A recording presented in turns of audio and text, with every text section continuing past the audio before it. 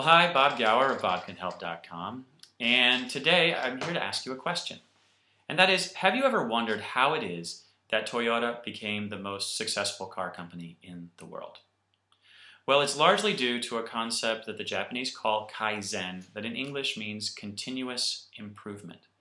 And it's this idea that over time, you're going to make your system better and better and better. This is also one of the concepts, or one of the reasons, that Agile has been so successful and helped so many companies become so successful. And today I'm going to talk to you about one of the ways that you can incorporate this concept easily and quickly into your system, and that's through the sprint retrospective. Now, the sprint retrospective is the meeting that happens at the end of a sprint. And if you remember, a sprint is a defined period of time. I usually recommend 1 to 2 weeks, where you commit to doing a certain amount of work. Now, at the end of the retrospective, what you're going to do is you're going to sit down and say, how did we do and how can we do better? Sit down, look each other in the eye and say these things. Now, there are a few reasons why you want to do a sprint retrospective.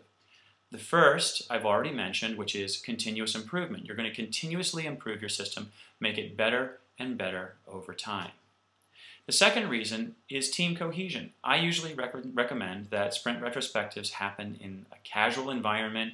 You do it at the end of the week, or at the end of the sprint anyway, which may be the end of the week. And you do it casually. You have some beer sometimes, you have some chips, you sit down and you really enjoy each other's company, and you also have the opportunity to talk to each other. This helps the team, sort of bond on that informal level. Another thing you're looking for in a sprint retrospective is the opportunity to take a breath. Now, we all know, sort of in our personal lives or in maybe our exercise lives, that you cannot run forever, right? Eventually you're going to break down. Eventually you need a break. Eventually you need to take a breath. And if you want your team to sprint, to really move as quickly as it possibly can as you're building your software, then you want to give them the opportunity to take a break, to take a breath. And the sprint retrospective is that opportunity. So they sit down, casual environment again, enjoy each other's company, and they take a deep breath together and enjoy each other.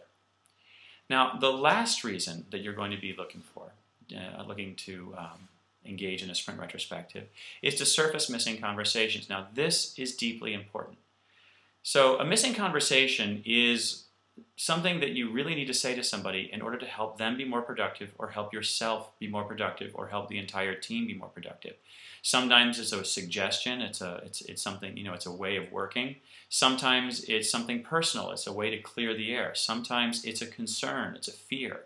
Whatever it is, it's these missing conversations that if the team doesn't have them, they build up in weight and they build up over time, and eventually something's got to blow.